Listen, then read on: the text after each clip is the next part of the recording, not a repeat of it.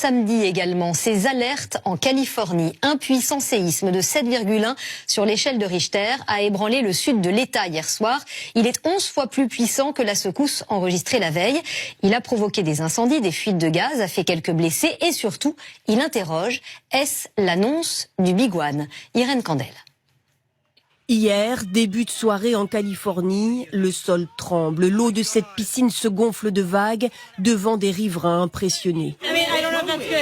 Nous sommes à Ridgecrest, à l'épicentre du séisme.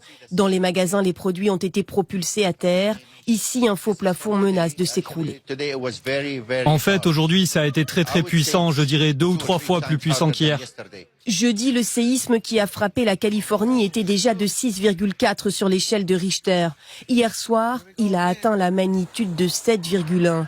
Il a été ressenti très loin, jusqu'à Los Angeles, à 250 km de là. Il est 20h21, un tremblement de terre est en cours, il faut que nous allions sous le bureau.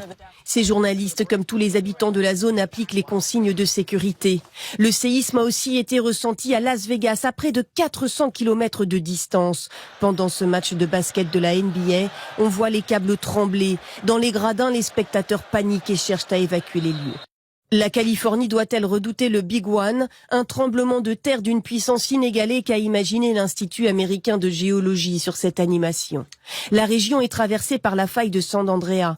L'État est à la jonction de la plaque américaine immobile et de la plaque pacifique qui remonte vers le nord à la vitesse moyenne de 5 cm par an. Les forces qui s'affrontent accumulent une pression phénoménale qui se libère lors des séismes. Une réplique de moindre importance a été enregistrée ce matin. Les sismologues tentent de dessiner un scénario.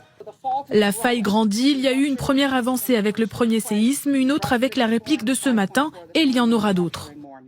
Aucun mort n'est à déplorer, mais on compte plusieurs blessés et des dommages matériels importants. Le séisme a entraîné des ruptures de conduite de gaz et provoqué des incendies. Il y a aussi des fuites d'eau, des coupures de courant, de lignes téléphoniques. On nous a aussi signalé un immeuble effondré. Si l'on sait que statistiquement la région doit se préparer au pire, il est impossible de prévoir les séismes et encore moins leur intensité.